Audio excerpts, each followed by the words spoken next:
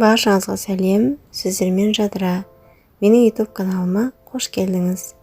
Сіздермен бірге бүгін апельсиннен шырын жасайтын боламыз. Егер қызық болса, видеоның соңына дейін қараңыздар. Лайк басып, комментарий жазып, каналыма тіркелуді ұмытпаңыздар. Бізге шырынды дайындау үшін осы салқындатылған 2 апельсинді видеодағыдай етіп турап аламыз.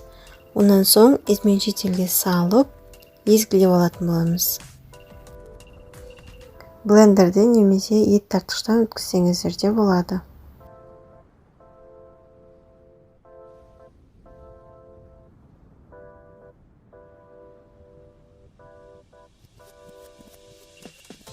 Мінекей апельсин дайын. Енді осыны 5 литрлік ыдысқа салып, ішіне толтырып су құятын боламын.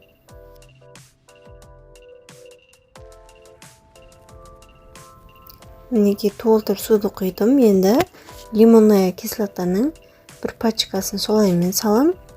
Онан соң 2 шай кесе қант қосамын.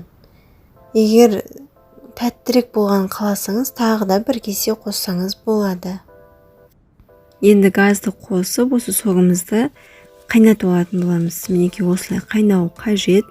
Осы кезде дәмін көрсеңіздер болады. Егер қант жеткіліксіз болып тұрса, тағы да үстіне қант қоссаңыздар болады. Ал егер өте тәтті болып жатқан жағдайда, тағы да үстіне су құйып, қайнатып алсаңыздар болады.